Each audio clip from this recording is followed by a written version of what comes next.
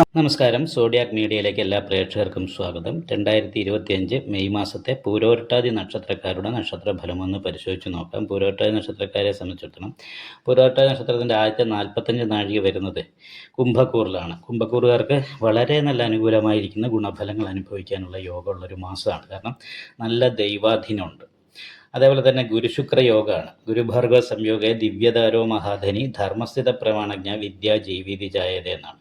അതായത് പഠിച്ച വിദ്യക്കനുസരിച്ചുള്ള തൊഴിൽ, നല്ല ഭാര്യാഗുണം അനുഭവിക്കാൻ ഇടവരിക, നല്ല ധനാഭിവൃദ്ധി ഉണ്ടാകുക. അപ്പോൾ ദിവ്യതാരം എന്ന് പറഞ്ഞാൽ നല്ല ഭാര്യനെ ഗുണം അനുഭവിക്കുക എന്ന് പറയുമ്പം സ്ത്രീകൾക്ക് നേരെ തിരിച്ച് നല്ല ഭർതൃഗുണം അനുഭവിക്കാനുള്ള യോഗം കൂടിയുള്ളൊരു മാസമാണ്.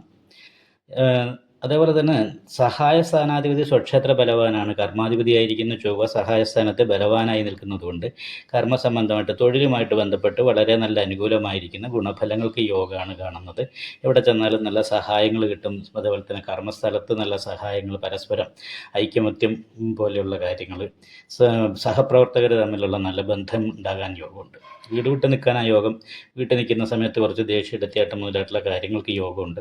എന്നാൽ പോലും നിപുണായോഗമുണ്ട്. ആദിത്യനും ബുധനും നിപുണായോഗം ചെയ്തിട്ട് 4ാം ഭാവത്തിൽ നിൽക്കുന്നത് കാരണമുണ്ട് 5ാം ഭാവാധിപതി കേന്ദ്ര സ്ഥാനാധിപത്യം വളരെ നല്ലതാണ്. അപ്പം നല്ല രീതിയിൽ സംസാരിക്കാനും സംസാരം കൊണ്ട് നേട്ടം ഉണ്ടാക്കാനും സാധിക്കും. ലഗ്നാധിപതി രക്ഷാസ്ഥാനത്ത്. അപ്പോൾ ജലചരതന ഭോക്ത എന്ന് പറയുന്ന യോഗമുള്ള കാരണം കടൽ കടന്ന് പോകാനായിട്ട് സാധിക്കും. വിദേശത്തോ വീട് വിട്ട് നിന്നോ തൊഴിലെടുക്കാൻ യോഗമുണ്ട്. പക്ഷേ ലഗ്നത്തിൽ രാഹുവാണ്. അപ്പോൾ രാഹു ലഗ്നത്തിൽ നിൽക്കുന്നത് കാരണം കൊണ്ട് അത് സന്തോഷിക്കുമ്പോൾ ടെൻഷൻ ഉണ്ടാകുന്നൊരവസ്ഥ ഉണ്ടാകുക, ഇടയ്ക്കിടയ്ക്ക് തലവേദന ഉണ്ടാകുക, ഇടയ്ക്കിടയ്ക്ക് നടുവേദന ഉണ്ടാകുക, ഇങ്ങനെയുള്ള ചെറിയ കുറച്ച് പ്രശ്നങ്ങളുണ്ട്. പ്രബലമായിട്ടും രാഹുകേതുക്കൾ എല്ലാ ഗ്രഹങ്ങളെയും ഒരു ഭാഗത്ത് ബന്ധിച്ചിരിക്കുന്നു എന്നുള്ളതാണ് ഇതിൻ്റെ അകത്തുള്ളൊരു ദോഷം. അപ്പോൾ അത് കാരണം കൊണ്ട് കാലസർപ്പയോഗത്തിൻ്റേതായിരിക്കുന്ന ഒരു ബന്ധമുള്ളത് കാരണം കൊണ്ട് നാഗപൂജ ചെയ്യുകയോ 100 പാലും കൊടുക്കുക, അല്ലെ നാഗബലി മുതലായിട്ടുള്ള കാര്യങ്ങളൊക്കെ ഈ മാസത്തിൽ ചെയ്യുന്നത് നാഗദോഷത്തിന് പരിഹാരമാണ്. അപ്പോൾ ഇതുപോലെയുള്ള പരിഹാരങ്ങളൊക്കെ ചെയ്തു കഴിഞ്ഞാൽ പൂരോരുട്ടാ നക്ഷത്രത്തിൻ്റെ ആദ്യത്തെ 45 നാഴികയിൽ ജനിച്ചവർക്ക് വളരെ അനുകൂലമായിട്ടുള്ളൊരു മാസമാണ് ഇപ്രാവശ്യം. അതേസമയത്ത് പൂരോരുട്ടാ നക്ഷത്രത്തിൻ്റെ അവസാനത്തെ 15 നാഴികയിൽ ജനിച്ചവരെ സംബന്ധിച്ച് അത്ര അനുകൂലം പറഞ്ഞുകൂടാ. കാരണം ലഗ്നത്തിൽ തന്നെ ശനിയാണ് നിൽക്കുന്നത്.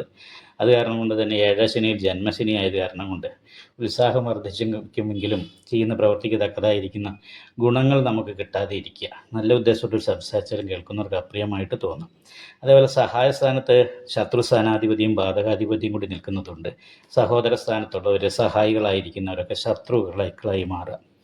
അപ്പോൾ അത് കാരണം കൊണ്ട് സംസാരം കൊണ്ട് ശത്രുത ഉണ്ടാകാൻ സാധ്യതയുള്ളൊരു സമയമാണ്.